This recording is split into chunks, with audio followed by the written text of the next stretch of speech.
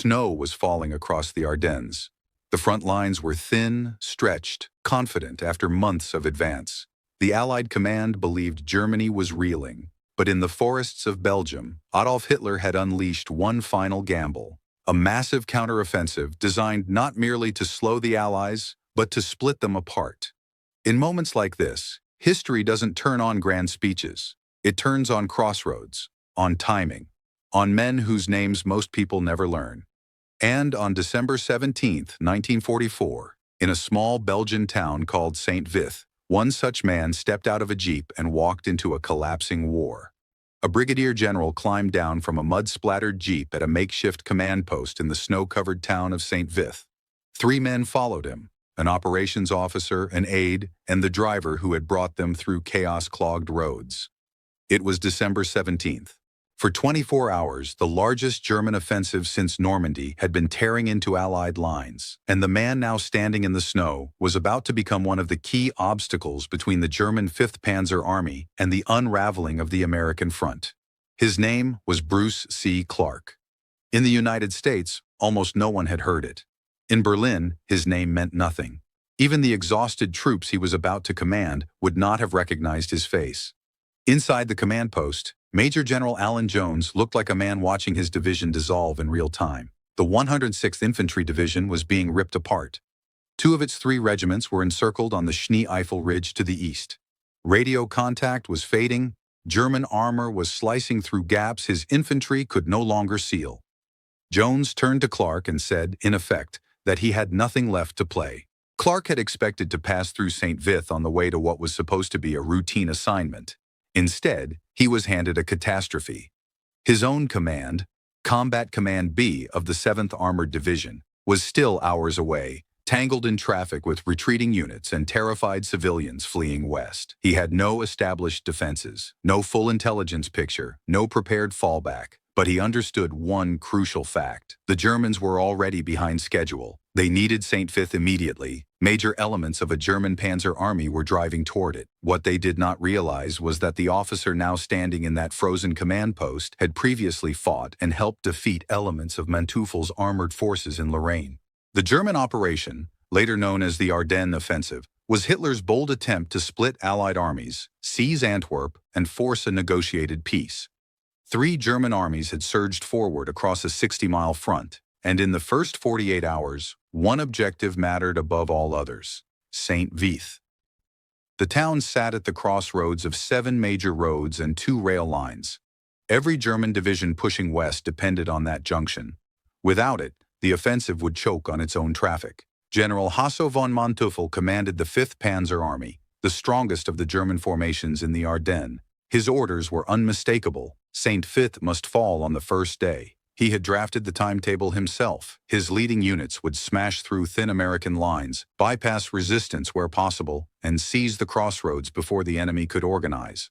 By 6 p.m. on December 16th, German tanks were supposed to be rolling through the town on their way west. There was no margin for delay, but by the afternoon of December 17th, that schedule was already slipping. American resistance had proven fiercer than expected. Narrow forest roads clogged with armor and supply vehicles created bottlenecks. And now, in St. Vith, stood a General Manteuffel had never heard of, with 3 men and a radio. He should have known the name Bruce Clark. 3 months earlier, in September 1944, in the mud of Lorraine, Clark had commanded Combat Command A of the 4th Armored Division. During brutal tank fighting around Ardennes, Manteuffel's forces had hurled wave after wave of panzers at American positions. Clark refused to fight the way German doctrine anticipated. He would not sit and wait behind fixed lines. Instead, he employed what he called a mobile defense. Small groups of Shermans constantly shifting positions, striking from one road, knocking out a Panther, then disappearing, only to reappear miles away. German crews reported American armor everywhere. They could not measure Clark's strength because it never stood still long enough to be counted. When the fighting ended, German armored losses in the sector were extremely heavy, approaching 200 tanks by some estimates. Clark had lost fewer than 50. The victory at Ardennes made Clark one of the most experienced armored commanders in the U.S. Army, but not a famous one. He gave no interviews. He sought no headlines. He won battles quietly and moved on. which is why almost no one in Germany recognized the threat when he arrived at St. Vith. Clark had originally been ordered to move his command through the town and continue east, a routine road movement. Then he entered Jones's headquarters and realized there was no further east. Further east was German. Jones was a broken man. His division had been in combat only 5 days before the offensive struck. Most of his soldiers had never fired a shot in battle. Now 2 regiments were trapped, and the 3rd was barely holding. He told Clark that the defense of St. Vith was now his responsibility. Clark tried to explain that his 2,500 men were still north of town, immobilized in traffic. It didn't matter. There were no written orders, no formal ceremony, just one general handing another a failing front and walking away. Clark stepped outside and looked toward the forest to the east. Somewhere in those trees, Manteuffel's Panzer divisions were advancing. He had 3 men and a radio, so he did the only thing possible. He gathered every available unit, engineers, headquarters staff, stragglers from shattered formations, and placed them along the roads entering town. These scratch forces could not stop a Panzer army, but they could buy time, and time was the one resource Clark understood how to weaponize. By late evening on December 17th, Combat Command B began arriving. Tanks, armored infantry, artillery, roughly 2,500 men in total. Not enough to match an entire Panzer army, but enough to create doubt. Clark did not sleep. He studied maps and made decisions based on instinct sharpened by years of armored warfare. And then he made the critical choice. He would not dig in. A traditional commander would have drawn a fixed line east of St. Vith and ordered it held at all costs. Clark knew such a line would be identified, targeted, and crushed within hours. Instead, he resurrected the same mobile defense that had shattered German armor in Lorraine. Small armored teams positioned at key junctions. Strike hard. Withdraw before artillery could land. Reappear elsewhere. Never let the enemy see the whole picture. Let them chase ghosts.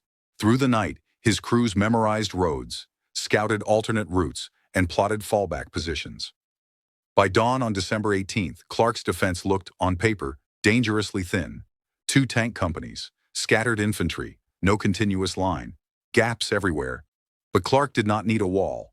He needed the illusion of one. When German forces attacked on December 18th, they expected to brush aside a token screen. Instead, they met Sherman's firing from concealed positions. Lead vehicles were knocked out. The Americans withdrew before counterfire could concentrate. Half an hour later, those same tanks struck a German column 2 miles north. Reports flooded German headquarters. American armor here, American armor there. Counterattacks from multiple roads. German intelligence officers struggled to define the force opposing them. There were no clear boundaries, no predictable front. They reported to Manteuffel that a substantial American armored formation, perhaps even an entire corps, was entrenched around St. Vith. It was exactly the conclusion Clark wanted them to draw. Manteuffel adjusted his plan. What was meant to be a rapid thrust became a deliberate assault. Additional divisions were redirected toward St. Vith. Units intended to drive west toward the Meuse River were instead committed to crushing what German commanders believed was a major defensive stronghold. Every division diverted to St. Vith was a division not threatening the Allied rear. Every hour spent preparing a cautious assault was an hour the Allies used to stabilize the front. With barely 2,500 men, Bruce C. Clark had created a phantom army. And in the frozen crossroads of a small Belgian town, that phantom began to reshape the course of the Battle of the Bulge. On December 19th, the catastrophe became irreversible. The 2 regiments of the 106th Infantry Division, trapped on the Schnee Eifel, finally laid down their arms. More than 7,000 American soldiers marched into captivity. It was the largest single surrender of U.S. forces in the European theater. And in that moment, Clark's flank simply vanished. The units guarding his northern and southern approaches were gone. German forces flooded through the openings like water through a broken dam. Panzer columns streamed around St. Vith on both sides, racing west. Clark was now an island. His small armored force still clung to the crossroads while entire German divisions flowed past him. He was surrounded on 3 sides. His supply corridor to the west narrowed by the hour. Any sober assessment would have said the same thing. Withdraw. He was outnumbered, outgunned. The formations meant to protect him had surrendered or been destroyed. Clark stayed. He tightened his lines, pulling back from exposed positions and shrinking his perimeter around the vital road junction itself. He could not defend every approach. but he could block the roads that mattered. Brigadier General Robert Hasbrouck, commanding the 7th Armored Division, managed the increasingly tense coordination with higher headquarters. Clark ran the fight on the ground, and the fight was about to escalate. Adolf Hitler had just been informed that his offensive was 3 days behind schedule. He decided to send his hammer. The Führer-Begleit Brigade was no ordinary formation. It had begun as Hitler's personal escort unit and had grown into a fully equipped armored brigade. Its commander, Colonel Otto Ernst Remmer, was a proven loyalist, the man who had secured Berlin and crushed the July 20th assassination attempt. Remmer was committed, fanatical, and well-supplied. His brigade had been held in reserve for a moment like this. That moment was Bruce Clark. Hitler wanted St. Vith taken immediately. The roads were essential to the entire offensive. Remmer's orders were blunt: destroy whatever stood in the way. On December 20th, the Führer-Begleit Brigade joined the assault. Fresh troops, fresh tanks, against men who had been fighting without pause for 3 days. Clark felt the shift instantly. Probing attacks turned into coordinated assaults. German artillery pounded his shrinking perimeter. Ammunition stocks dwindled. Casualties mounted, and there were no replacements. He now faced some of the best units Germany could field, and his force was shrinking by the hour. On December 21st, Clark made the defining decision of the battle. He abandoned the outer positions and contracted into what would later be called the fortified goose egg, an oval defensive pocket centered on the western approaches to St. Vith. Shorter lines, tighter cohesion, fewer seams for the enemy to exploit. Every yard he gave up was ground he might never recover, but every yard he tried to hold risked stretching his men too thin. Clark chose concentration over pride. Hasbrouck continued navigating the complicated chain of command above. The 18th Airborne Corps under General Matthew Ridgway now controlled the sector. Ridgway urged Clark to hold as long as possible while quietly preparing contingency plans for withdrawal. Clark was not thinking about retreat. He was thinking about cost. Inside the goose egg, tank crews were down to partial ammunition loads. Infantrymen had fought from the same frozen positions for days. Medical evacuation was nearly impossible. Frostbite and exhaustion were constant companions. But the crossroads remained blocked. Manteuffels' army still could not use St. Vith's 7 roads to push west, and every hour Clark held was another hour for Patton to pivot 3rd Army north toward the German flank. One of the most exposed sectors was held by elements of the 87th Cavalry Reconnaissance Squadron. They had arrived with 7 officers and roughly 150 men. By December 22nd, not one officer remained. 30 men were still in the line. Not 30 survivors, 30 still fighting. Sergeants commanded what had once been platoons. Corporals led shattered squads. Tank crews fought until their vehicles were knocked out, then continued on foot. Engineers laid mines and then picked up rifles. Cooks and clerks filled breaches. Every unit inside the goose egg was being consumed. Clark had not slept in a building since December 17th. For 7 nights he lived in his jeep, driving from sector to sector, making decisions that determined which positions could be held and which would be sacrificed. He refused the comfort of a heated command post. If his men were freezing in foxholes, he would freeze with them. The human cost was severe. In 7 days of fighting, Clark's command suffered heavy casualties, killed, wounded, and missing, reducing his already limited force even further. Yet the defense endured. And with every passing day, Manteuffel fell further behind the timetable on which the entire German offensive depended. On December 22nd, Manteuffel committed everything remaining against the goose egg: infantry, armor, artillery, a coordinated assault from 3 directions. German shells ripped through the perimeter. Panzer grenadiers infiltrated weak points. Tanks pushed forward through snow and smoke. The line buckled. Positions that had held for 5 days were finally breached. Clark moved personally between threatened sectors, shifting his last reserves, though reserves was an optimistic word. He stripped quiet sectors to reinforce collapsing ones, gambling that silence would hold long enough.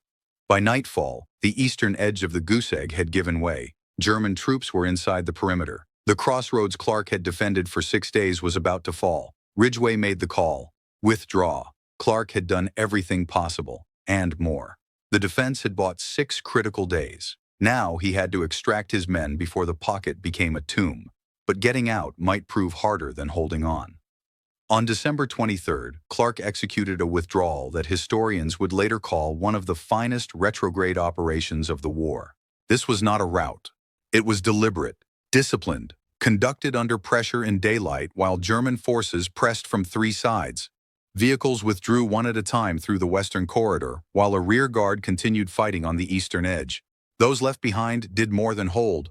They simulated a full defensive force. Machine guns fired from positions already evacuated. Mortars continued dropping rounds from pre-registered points with skeleton crews. Noise and movement were carefully maintained. German commanders believed the Americans were still fully engaged. By the time they realized the truth, most of Clark's force had slipped away. The rear guard withdrew last, moving through snow and darkness to rejoin the main body. Not all made it. Some were overrun, but the majority escaped, with their vehicles and wounded. 7 days after they were supposed to capture St. Vith in an afternoon, the Germans finally controlled the town. The next evening was Christmas Eve. On December 24th, Manteuffel contacted Hitler's headquarters at the Wolf's Lair and warned that the offensive's timetable had been irreparably broken. 7 days. One brigadier general with 2,500 men had cost the 5th Panzer Army an entire week. The schedule that had underpinned the offensive was shattered. While Clark held St. Vith, Patton had turned 3rd Army 90 degrees north and struck into the German southern flank. Montgomery stabilized the northern shoulder. The 101st Airborne dug in at Bastogne. But those responses required time. Time Clark purchased with blood. The defense of St. Vith significantly slowed the operational momentum of the offensive. German traffic jammed for miles behind the crossroads. Fuel burned. Opportunity vanished. Eisenhower later acknowledged the critical importance of the defense of St. Vith in slowing the German offensive. But history remembers Bastogne. It remembers McAuliffe's single-word reply. Bastogne was dramatic. St. Vith was decisive. Clark held the main effort for 7 days, and almost no one learned his name.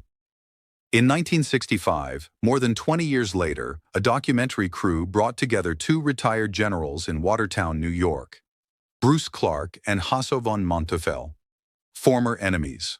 Former adversaries in snow and mud. Manteuffel revealed something that had remained hidden for decades. German intelligence had concluded they were facing an entire American corps at St. Vith. Not 2,500 men, a corps. Clark's two tank companies had fooled the 5th Panzer Army. Manteuffel admitted that the defense of St. Vith had not merely delayed the German plan, it had ruined it. Clark listened quietly. By then he was 63, retired, living without fame or ceremony. He never wrote a memoir, never toured television studios, never claimed credit. Others became legends of the Bulge. Clark simply did his duty. His men remembered. The survivors of the 87th Recon remembered. The tank crews who drove those frozen roads for 7 days remembered. And finally, so did the enemy commander who had tried to break him. Sometimes history turns not on the loudest moment, but on the man who stands at a crossroads, holds the line, and then quietly disappears.